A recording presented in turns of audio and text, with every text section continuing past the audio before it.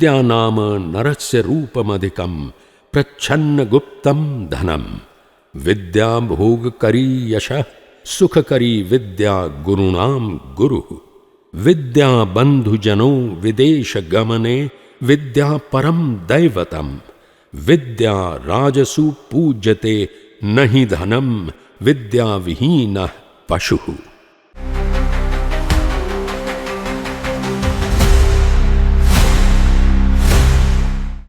સોનગઢ રત્નાશ્રમ એ ફક્ત નામ નહીં પણ આંદોલન છે. આંદોલન પણ નહીં, એ તો યાત્રા છે. યાત્રા અજ્ઞાનરૂપી અંધકારમાંથી જ્ઞાનરૂપી પ્રકાશ તરફ જવાની.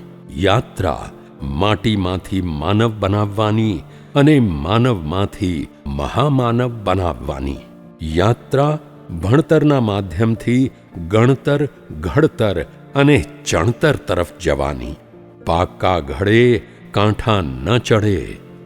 સમાજને ઊભો કરવો હશે તો શરૂઆત બાળકોથી જ કરવી પડશે, અને એને માટે શિક્ષણથી શ્રેષ્ઠ કોઈ માધ્યમ નથી. માટે એવો આશ્રમ સ્થાપીએ કે જ્યાં રત્નો પેદા થાય.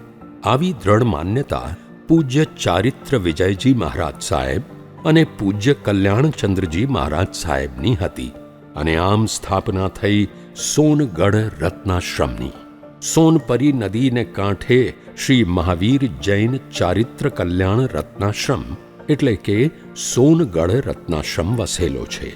તો દયાનંદ સરસ્વતી દ્વારા સ્થપાયેલ આર્ય સમાજ દ્વારા સંચાલિત ગુરુકુળ તેમજ આધ્યાત્મિક ક્ષેત્રે શ્રી કાનજી સ્વામી દ્વારા સ્થપાયેલ કહાનનગર પણ સોનગઢની શોભા વધારી રહ્યા છે. આવા ત્રિવેણી સંગમના ઘાટ પર કુદરતને ખોળે રમી રહ્યો છે સોનગઢ રત્નાશ્રમ.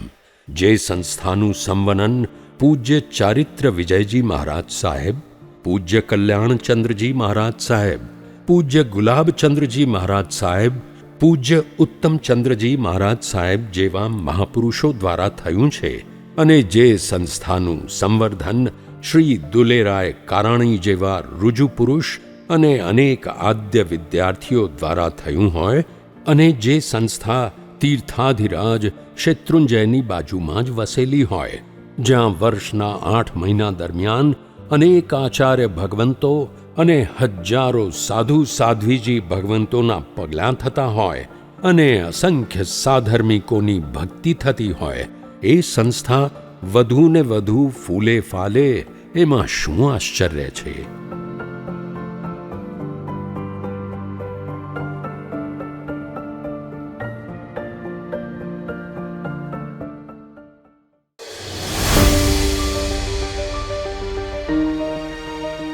કોઈ પણ સંસ્થા કે સંગઠન માટે શતાબ્દી અવસર એટલે એક વિરલ જ ઘટના.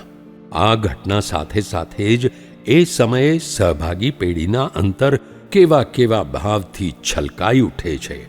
જેમણે એ કાર્યનું સપનું જોયું, સેવ્યું અને એને વાસ્તવિક બનાવવા કરવામાં આવેલા પુરુષાર્થ માટે અહોભાવ, મધુર સ્મરણોનો રોમાંચ, શતાબ્દી અવસરને સ્મરણીય બનાવવા ઉત્સાહ, થનગનાટ. જેઓ આ શતાબ્દી સમયને જોઈ શક્યા, એમના હૃદયમાં ઉછળતા આનંદના ઉભરાની કલ્પના જ શી. એમની ધન્યતા તો એમાં જ હોય કે શતાબ્દીની ઉજવણી એવી ભવ્ય અને ઓજસ્વી બનાવવી કે પછીની શતાબ્દી માટે અને પછીની પેઢીઓ માટેની યાત્રા પથદર્શક હોય. એના પડાવે યાત્રા પહોંચે ત્યારે એમાં તે સમયની સહભાગી થવા સદભાગી પેઢીના રોમાંચ, આનંદ દ્વિગુણિત બને. ભૂતકાળથી ઝળહળતો વર્તમાન અને વર્તમાનની આભા, પ્રભા, વિભાથી સુવર્ણમય બનતું ભવિષ્ય. તો ચાલો હવે અતીતની અટારીએ.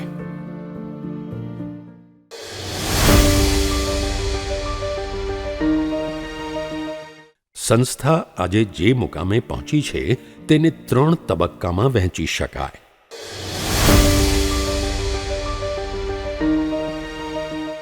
જૈન સાધુથી સંસ્થા ઊભી કરી જ કેમ શકાય, એની સ્વીકૃતિ મળતા મળતા જ દાયકાઓ નીકળી ગયા.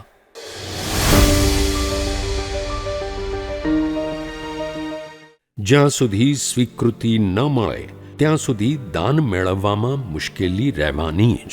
પરિણામે નાણાકીય અભાવ તો રહેવાનો જ.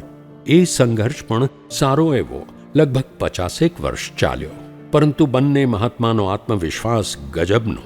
હથ ઠલા ત ડીંધો અલા.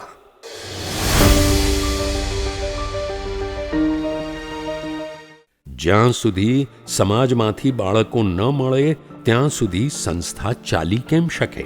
એ સમયે વિદ્યાર્થીઓની સંખ્યા ખૂબ જ ઓછી રહેતી હતી, પરંતુ ધીરે ધીરે રત્નાશ્રમમાં બાળકો આવવા લાગ્યા.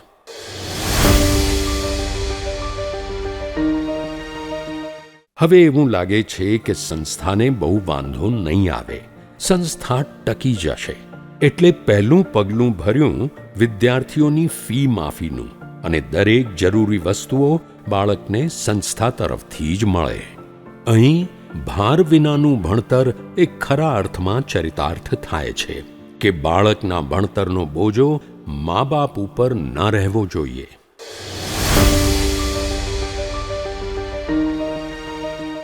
જ્યાં સુધી સંસ્થાની પોતાની શાળા નથી ત્યાં સુધી વિકાસ શક્ય નથી.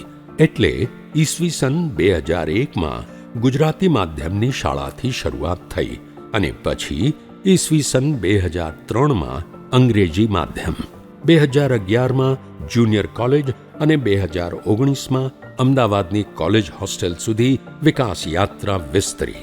13 વિદ્યાર્થીઓથી શરૂ થયેલી યાત્રા 500થી અધિક વિદ્યાર્થીઓ સુધી અવિરતપણે ચાલુ જ છે.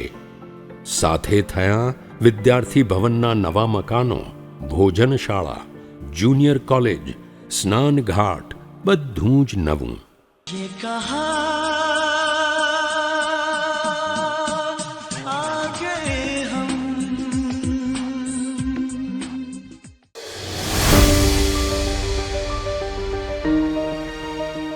ભાવનગર જિલ્લો એટલે શિક્ષણની પ્રયોગશાળા છે.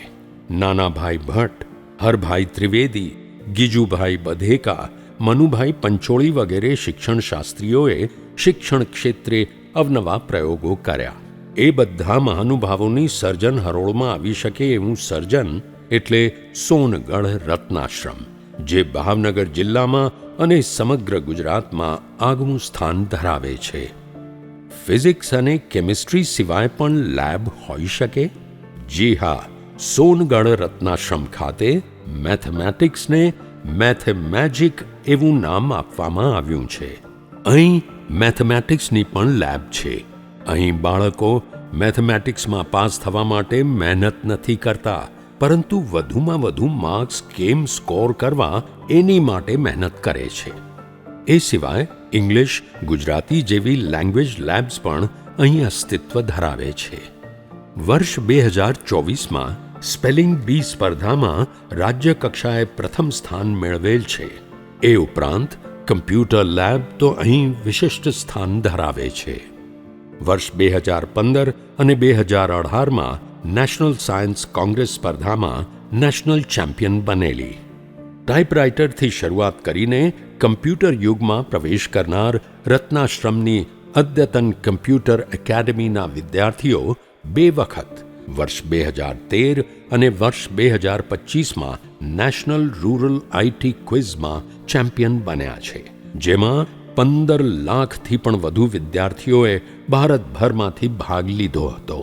સોફ્ટવેર અને હાર્ડવેરની અલગ અલગ લેબ્સમાં વિદ્યાર્થીઓ મુક્ત મને જીવન ઘડતર કરી શકે છે.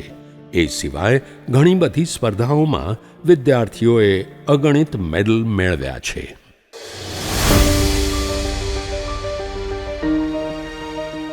મનુષ્યના જીવનને 4 વિભાગમાં વહેંચવામાં આવ્યું છે: ધર્મ, અર્થ, કામ અને મોક્ષ.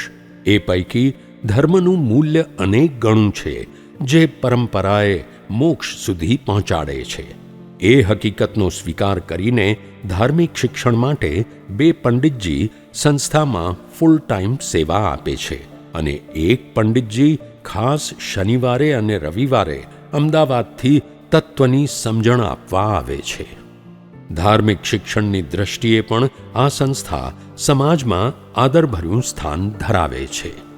ચૈત્યવંદનથી લઈને 5 પ્રતિક્રમણ અને એથી આગળ કર્મગ્રંથ, જીવ વિચાર વગેરે પણ ભણાવવામાં આવે છે. દરેક વિદ્યાર્થી દરરોજ જિન પૂજા કરે છે.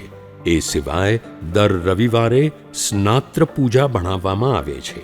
પર્યુષણ પર્વમાં તો અહીંની રોનક જ અલગ હોય છે. એવું જ લાગે કે આપણે કોઈ ધર્મનગરીમાં આવી ગયા છીએ.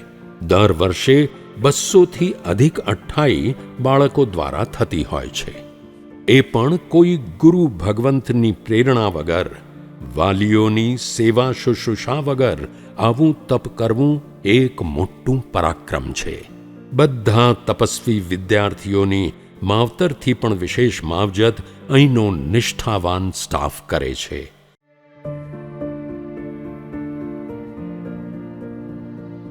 પર્યુષણ પર્વ દરમિયાન અહીંના વિદ્યાર્થીઓ બહારના સંઘોમાં આરાધના કરાવવા પણ જાય છે. એ સિવાય દરરોજ 5થી 10 વિદ્યાર્થીઓ આયંબિલ તપ પણ કરે છે, જેથી કરીને 8 માસ દરમિયાન અહીં પધારતા મહાત્માઓને આયંબિલની નિર્દોષ ગોચરી પણ સુલભ થઈ રહે છે. ચૈત્ર મહિનામાં અને આસો મહિનામાં પણ નવપદની શાશ્વતી ઓળીમાં પણ વિદ્યાર્થીઓ હોંશે હોંશે જોડાય છે.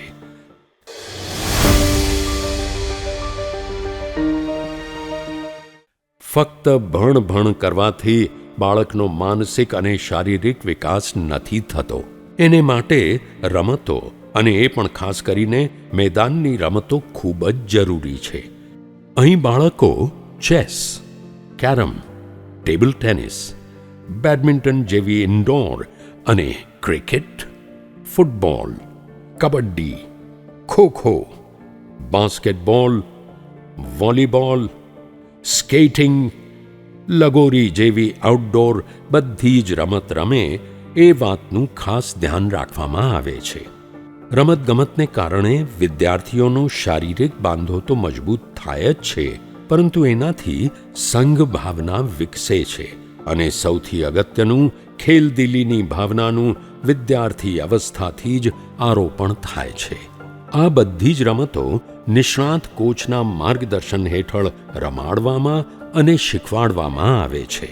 એવરેજ 90 વિદ્યાર્થીઓ વિવિધ સ્પોર્ટ્સમાં દર વર્ષે રાજ્ય કક્ષા સુધી પહોંચે છે. રમતગમત ઉપરાંત અંગ કસરતના દાવ પણ બાળકને સિઝન પ્રમાણે શીખવવામાં આવે છે. ઉનાળામાં લેઝિમ, લાઠી જેવી સાદી કસરતો હોય, ચોમાસામાં યોગ, પ્રાણાયામ વગેરે શીખવાય, તો શિયાળામાં મલખમ, રોપ મલખમમાં બાળકોને કુશળ બનાવવામાં આવે છે. એકંદરે અહીં રહીને બાળકો તંદુરસ્ત જીવનશૈલી અપનાવતા શીખી જાય છે, જેનું ભાથું આજીવન સાથે રહે છે.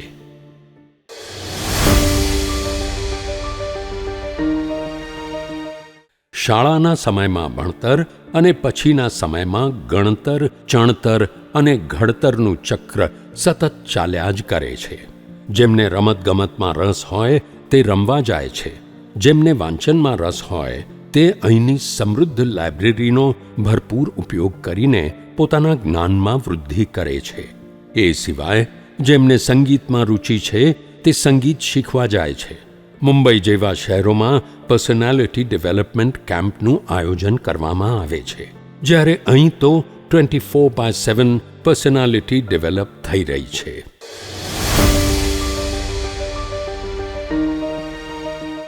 બાળકના વિકાસમાં સંગીત પણ ખૂબ મોટો ભાગ ભજવે છે.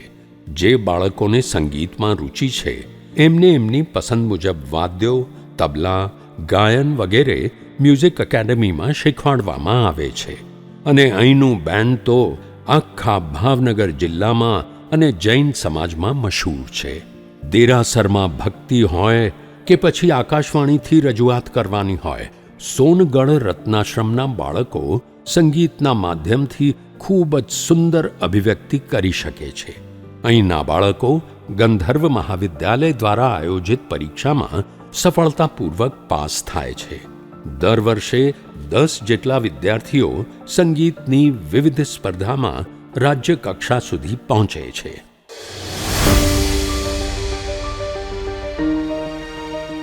અહીં જીવનના મૂલ્યો અને ધર્મની ભાવના હાલતા ચાલતા દરેક રીતે બાળકોમાં રોપવામાં આવે છે.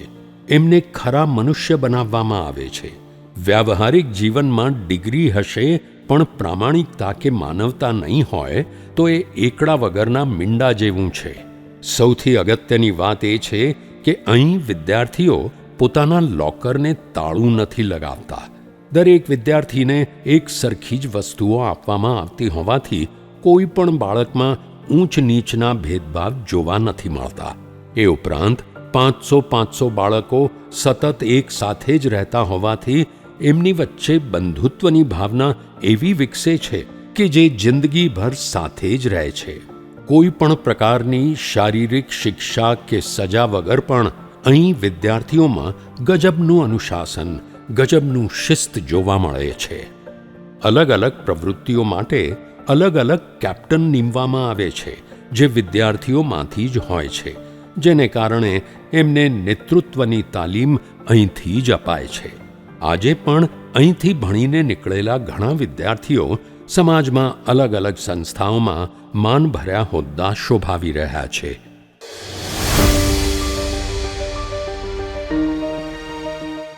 બાળકના વિકાસ માટે એનો શારીરિક બાંધો પણ મજબૂત રહે એ માટે એને સાત્વિક, સ્વાદિષ્ટ અને પૌષ્ટિક આહાર ભોજનશાળામાં પૂરો પાડવામાં આવે છે.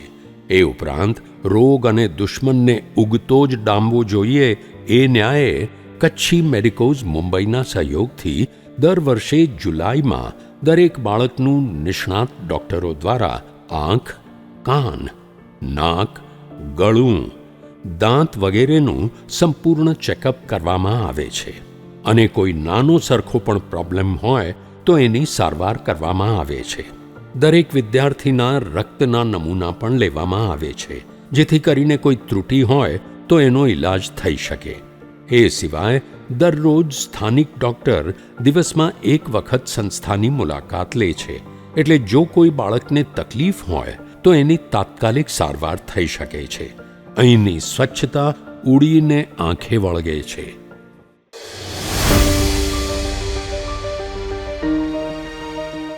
બાળકોને નાટ્યકલા, વક્તૃત્વ કળા, ચિત્રકામ, ક્રાફ્ટ, રંગોળી, સાથિયા, આંગી જેવી કળાઓ પણ શીખવવામાં આવે છે, જે એને ભવિષ્યમાં વ્યવસાયી ધોરણે પણ કામ આવી શકે છે.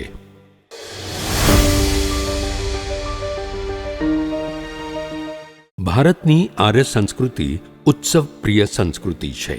વિવિધ તહેવારોનું મહત્વ સમજાવવા રક્ષાબંધન, ગુરુ પૂર્ણિમા, પર્યુષણ પર્વ, જૈન તીર્થંકરોના જન્મ કલ્યાણક, પૂજ્ય કલ્યાણચંદ્રજી બાપાની જન્મ જયંતિ વગેરેની ઉજવણી ખૂબ જ ઉલ્લાસભેર કરવામાં આવે છે.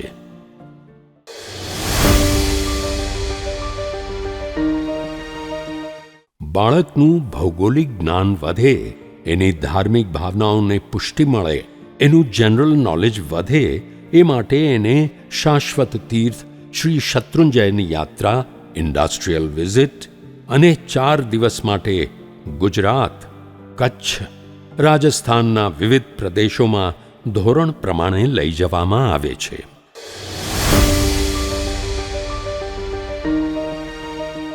સંસ્થાની કરોડરજ્જુ એટલે અભૂતપૂર્વ એવા એના ભૂતપૂર્વ વિદ્યાર્થીઓ.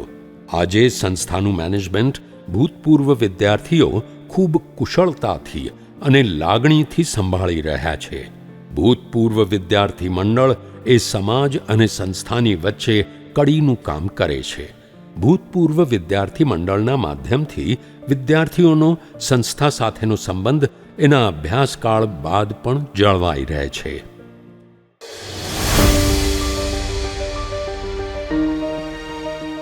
ટીપે ટીપે સરોવર ભરાય, બસ આ જ સિદ્ધાંતથી ઈસવીસન 1950થી પૂજ્ય કલ્યાણચંદ્રજી બાપાએ શેઠ મેઘજી થોબણ પાસેથી દિવાળી બોણી ઉઘરાવવાની શરૂઆત કરી અને આજ સુધી સમાજની દુકાને 200થી અધિક ભૂતપૂર્વ વિદ્યાર્થીઓના માધ્યમથી સંસ્થા માતબર રકમ એકત્ર કરે છે.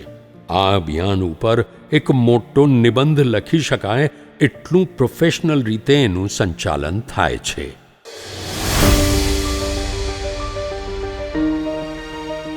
આજે સંસ્થાને મળેલી સિદ્ધિઓની વાત કરીએ તો એવા ઘણા ક્ષેત્રોમાં સંસ્થાના વિદ્યાર્થીઓએ સંસ્થાનું નામ રોશન કર્યું છે. અહીં બાળકને દાખલ કરતી વખતે એની માર્કશીટ જોવામાં નથી આવતી, પરંતુ એના પરિવારની જરૂરિયાત ઉપર ભાર મૂકવામાં આવે છે. જો એ ગ્રામ્ય વિસ્તારોમાંથી આવતો હોય તો એને પહેલી પસંદગી આપવામાં આવે છે. એવા બાળકો કે જે ભણવામાં સાવ જ નબળા હોય એને એકડે એકથી શરૂ કરીને શીખવાડવામાં આવે છે, અને તેમ છતાં પણ 10મા અને 12મા ધોરણમાં 100% રિઝલ્ટ મળે છે એ જેવી તેવી સિદ્ધિ નથી.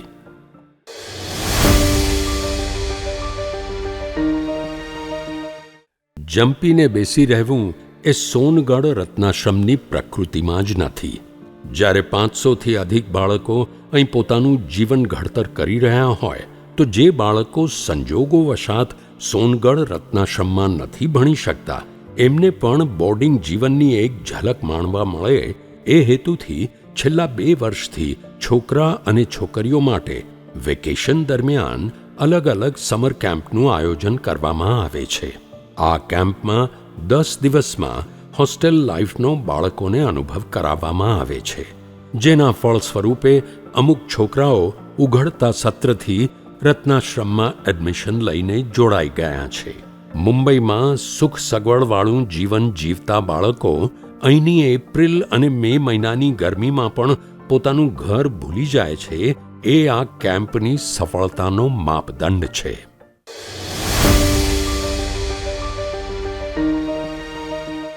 જેમ આગળ કહ્યું તેમ જુનિયર કોલેજ પછીનું પ્રયાણ એટલે અમદાવાદ હોસ્ટેલનું.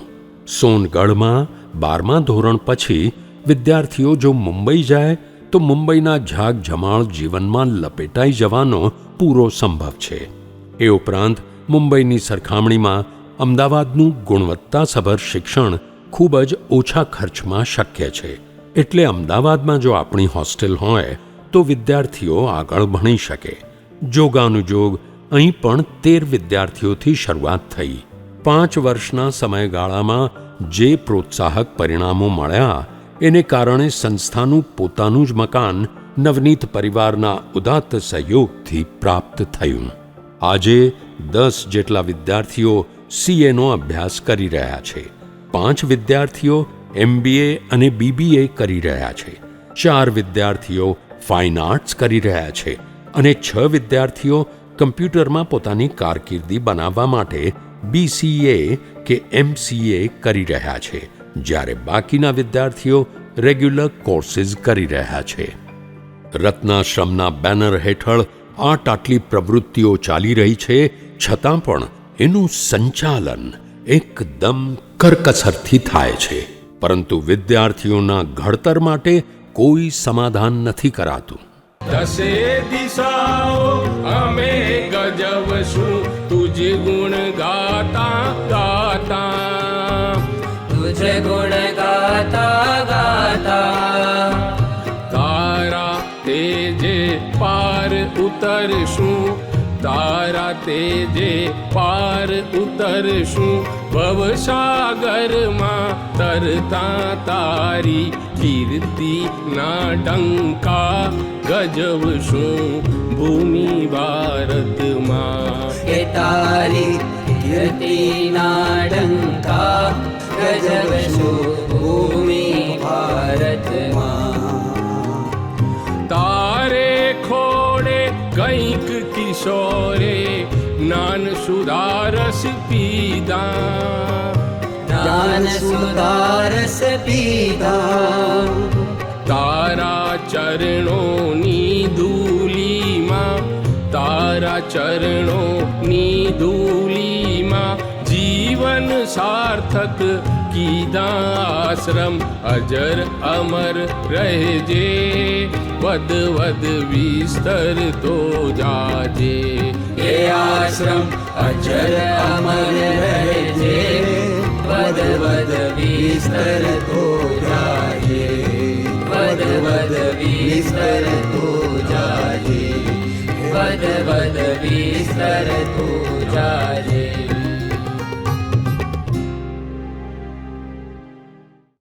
આ કદાચ અલ્પવિરામ હોઈ શકે, પરંતુ પૂર્ણ વિરામ તો નથી જ. જય જિનેન્દ્ર.